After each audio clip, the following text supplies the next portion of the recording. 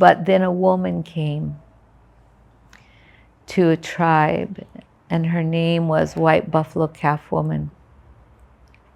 Kind of a time in history that was like COVID for many of the tribes. They were dying, they were very sick.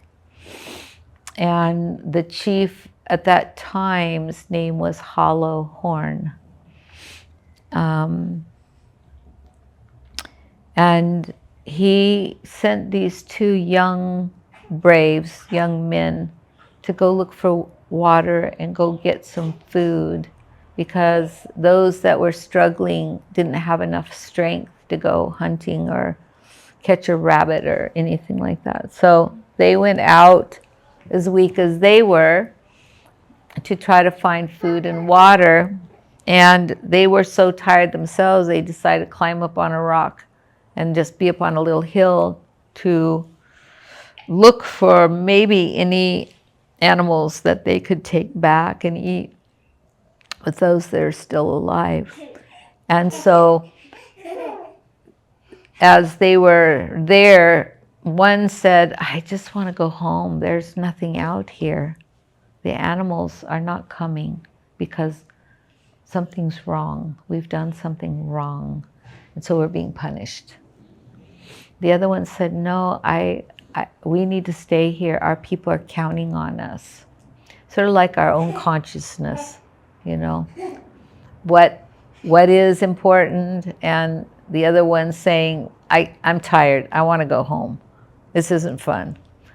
And then they started seeing something out in this tall grass coming that was black.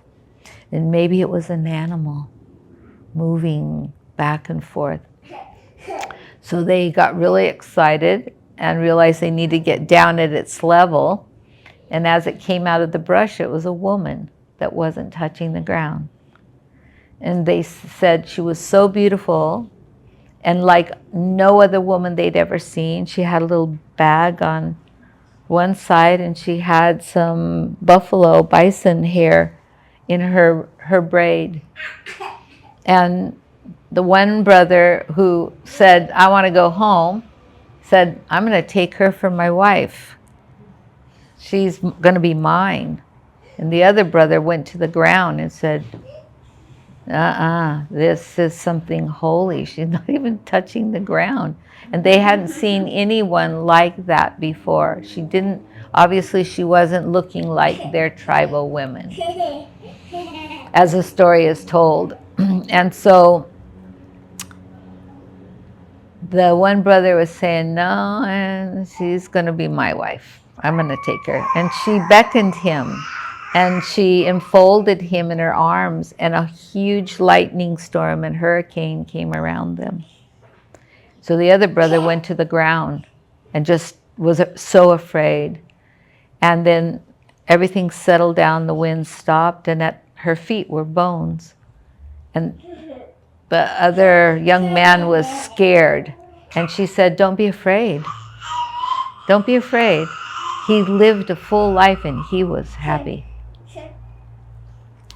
But you need to know that I've come in this form to bring something wakan. And the word wakan means the highest level of sacred. Go tell your chief to put the teepees together, because I'm bringing something that will save the people. And so this young man took off and went into where his people were and started calling out, because there's ways in a tribe or a camp when you're indigenous, if you kind of zigzag between friends and say, hi, how are you? Everything's okay out there. But if you go straight to the teepee of the chief or somebody important, everybody's alerted that something's not right. And so they knew something wasn't right, because he beelined right to the chief, Hollowhorn's teepee, and said, there's a woman coming, and she took our brother, and he is now bones in the plains. And accounted what had happened. And so they, with the energy they had, they tried to make their teepee bigger, and everybody was to gather there that could get up and get to that space, and whoever they could take and put in this teepee. And so normally in a camp we have what's called buffalo guards. So they're usually young men who are like our soldiers. And they waited for her to come. And they were ready to kill her if she was going to do mischief and kill any more of the people. But she calmed them by her presence, and she asked them to come inside, and everything was going to be protected. Everything was going to be all right. And so she came in, and normally in the center of a teepee is a fire, and usually there's a place there for like a little mound where you put offerings or a gift to the spirit.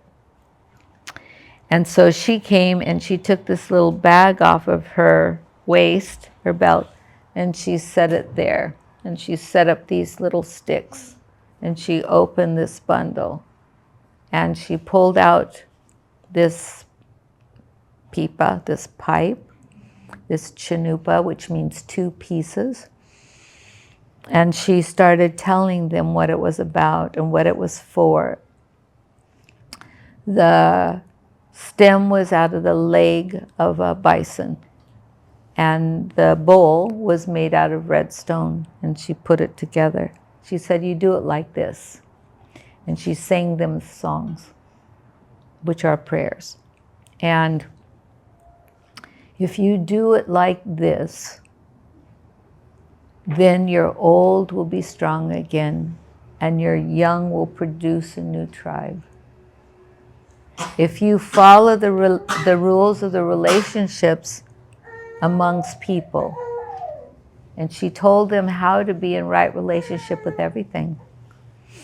So nobody knows how long she stayed there with them, but she renamed Chief Hollowhorn Standing Buffalo. And he's very famous in the history of the Plains Indians for being this chief who had experienced the first chinupas, the first pipe. Because before then, they didn't smoke a pipe until she came. You need to make a visible sign. You need to enact a ceremony that shows that you are in alignment with us. You're not alone here. And they knew that, but they had forgotten. Like COVID, many people died. Everything was terrible. And they had to separate from each other so that nobody else would get sick. So here they were coming back together. They were being doctored and healed by her presence, and she taught them how to smoke the pipe.